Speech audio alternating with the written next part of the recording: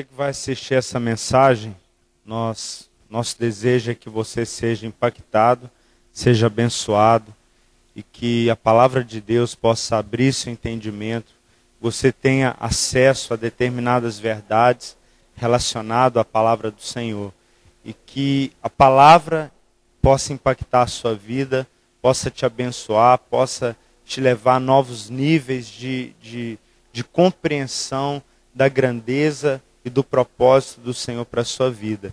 Que Deus possa te abençoar rica e poderosamente.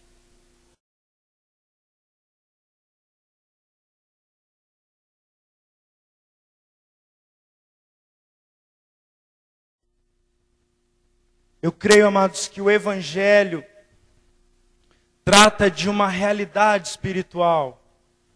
Muitas das vezes nós falamos em relação ao Evangelho apenas como anúncio de boas novas, apenas como anúncio de boas notícias. Mas eu creio, amados, que dentro dessas boas notícias, dessas boas novas, não apenas trata a respeito de palavras, ou de uma mensagem, ou a respeito de uma pessoa, mas trata também a respeito de uma realidade espiritual.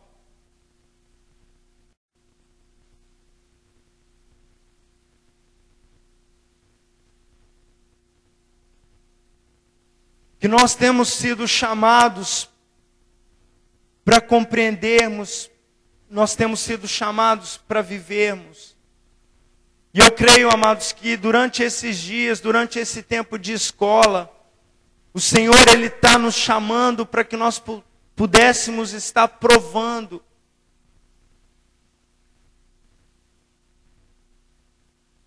do Evangelho. Porque a palavra do Senhor nos diz que o Evangelho é poder de Deus para a salvação de todo aquele que crê. E a minha pergunta é, se o Evangelho é poder de Deus para a salvação de todo aquele que crê, se o Evangelho é poder de Deus para a transformação de cidades, de contextos, de nações, de sociedades e de cultura, por que que não tem acontecido essa transformação?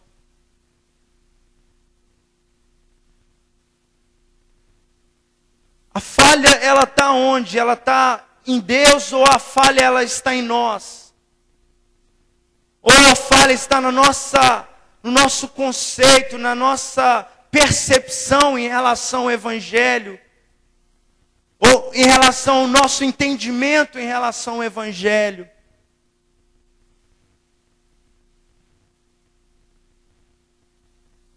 Porque parte do Evangelho sendo pregado, amados, não é a totalidade da mensagem. E parte do Evangelho sendo pregado, ele nos transforma em partes, ele transforma cidades e nações em partes. Mas a totalidade do Evangelho sendo pregado vai transformar contextos de cidades e nações, e principalmente das nossas vidas.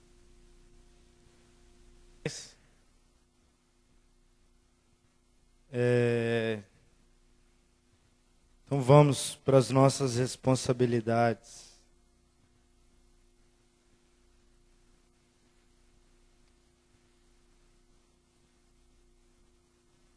Amados, eu creio que Deus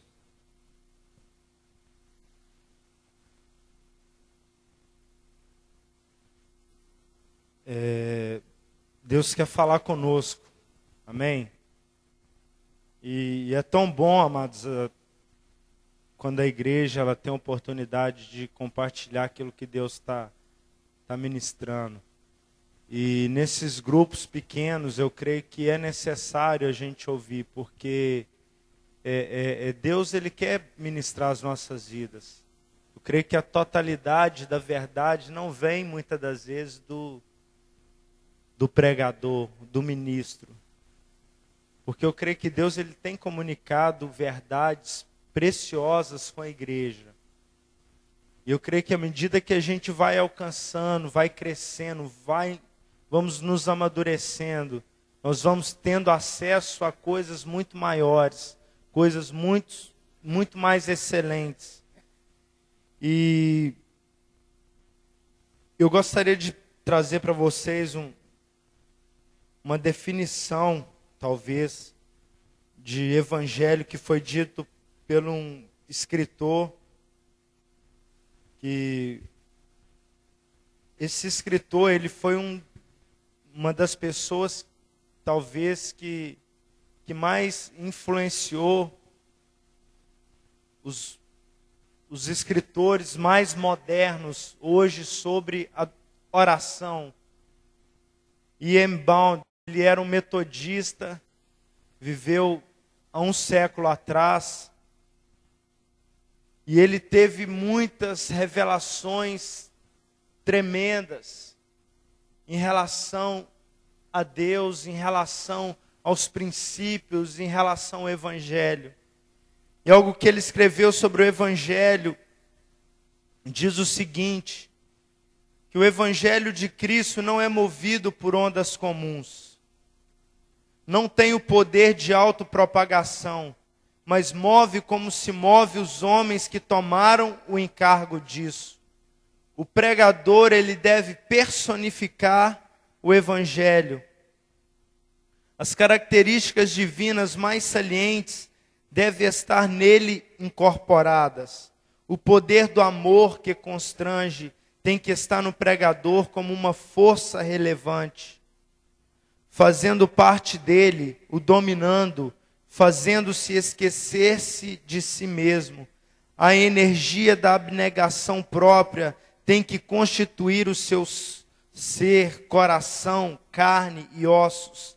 Ele deve seguir avante entre os homens como homem, revestido de humildade, cheio de brandura, prudente como a serpente, simples como a pomba. Deve reunir em si a submissão e a sujeição de um escravo e o espírito de um rei, rei de figura nobre e real, e a simplicidade de uma criança. Amados, eu creio que essa deve ser a realidade do Evangelho que deveria constituir a nossa vida, que deveria fazer parte das nossas vidas. Essa deve ser a essência, a realidade do Evangelho em nós. Eu confesso, amados, que quando Deus começou a abrir os meus olhos em relação a uma busca mais profunda em relação ao Evangelho, os meus questionamentos são: o que nós estamos ouvindo? Quais têm sido? O que o povo anda pregando?